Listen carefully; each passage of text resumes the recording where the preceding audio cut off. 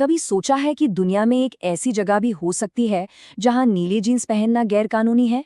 या एक ऐसा एटीएम जो पैसे नहीं बल्कि सोना उगलता है? आज हम ऐसे ही कुछ हैरान कर देने वाले रहस्यों से पर्दा उठाएंगे। तो चलिए शुरू करते हैं ये सफर। तो पहला सवाल ये है, वो कौन सा देश है जहां नीली जीन्स पहनना गैर कानूनी है? जरा सोचिए, अपनी पसंदीदा डेनिम वहां किसी को मुश्किल में डाल सकती है। और इसका जवाब है उत्तर कोरिया। जी हाँ, वहाँ नीली जीन्स को अमेरिकी साम्राज्यवाद का प्रतीक माना जाता है, इसीलिए उस पर पूरी तरह से पाबंदी है। यह सिर्फ एक अजीब कानून नहीं है, बल्कि एक पूरी विचारधारा को दिखाता है।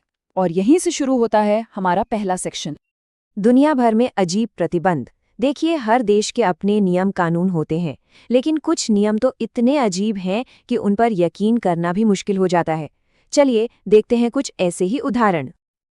अच्छा, अब खाने पीने की बात करते हैं। भारत का एक बहुत ही पसंदीदा स्नैक है कुरकुरे। पता है ये किस देश में बैन है? इसका जवाब सुनकर शायद थोड़ा अजीब लगे। सही जवाब है इटली। जी हाँ, इटली। कहा जाता है कि वहाँ की जो फूड सेफ्टी एजेंसीज हैं, उन्हें इसके कुछ इंग्रेडिएंट्स पर आपत्ति थी और बस इसी के चलते इस पर बैन लगा दिया गया। देखा, हर नियम के पीछे कोई न कोई वजह होती ही है।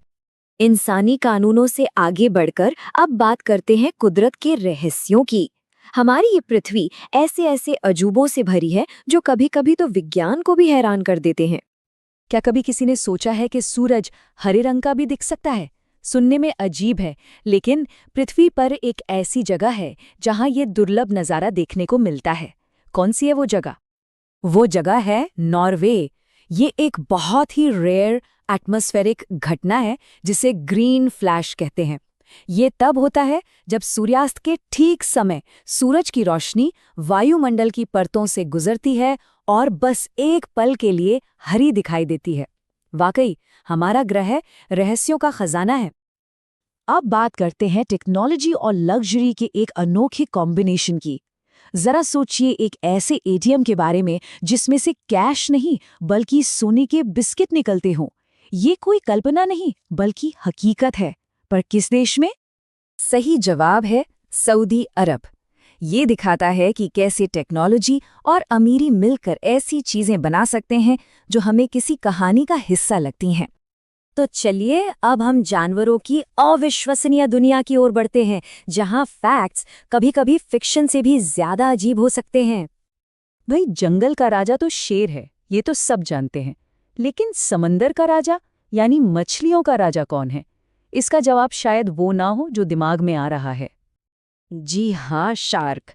अपनी ताकत, रफ्तार और समंदर की फूड चेन में अपनी टॉप पोजीशन की वजह से शार्क को ही मछलियों का राजा माना जाता है।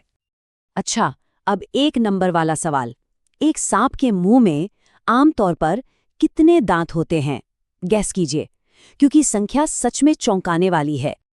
200! बिल्कुल सही सुना, लगभग 200 दांत। कुछ सांपों की प्रजातियों में इतने दांत हो सकते हैं। ये दांत शिकार को पकड़ने और उसे निगलने में मदद करते हैं। जानवरों की इन अद्भुत क्षमताओं की बात को आगे बढ़ाते हैं।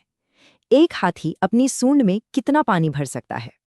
पूरे 5 लीटर। सोचिए, पानी की एक बड़ी बोतल के बराबर, जिसे हाथी एक ही बार में अपनी सूंड में भर सकता है। है ना ये एक असाधारण क्षमता? चलिए अब जानवरों की दुनिया से निकलकर इंसानी इतिहास, भाषा और कुछ दिलचस्प किस्से कहानियों की ओर चलते हैं। एक ऐतिहासिक और आध्यात्मिक सवाल है, भगवान बुद्ध को ज्ञान की प्राप्ति कहाँ हुई थी? वो पवित्र स्थान है बिहार का बोधगया। वहीं बोधि वृक्ष के नीचे उन्हें ज्ञान मिला और वो जगह विश्व इतिहास और आध्यात्मिकता का एक बहुत महत्वपूर्ण केंद्र बन गई।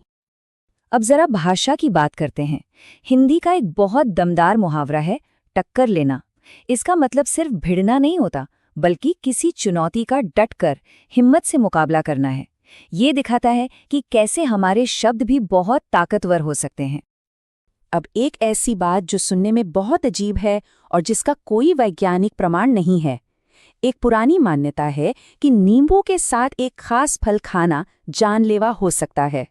एक बात साफ कर दें, ये सिर्फ एक कही सुनी बात है, कोई मेडिकल सलाह बिल्कुल नहीं। और वो फल है पपीता। जी, इस दावे का कोई भी साइंटिफिक आधार नहीं है और इसे एक मिथक ही माना जाता है।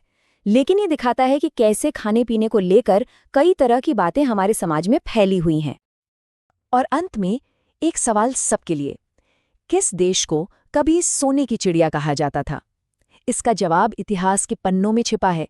हम इसी सवाल के साथ आज की बातचीत खत्म करते हैं, क्योंकि जानने और खोजने का ये सफ़र ये कभी खत्म नहीं होता। हमारे साथ जुड़ने के लिए बहुत बहुत धन्यवाद।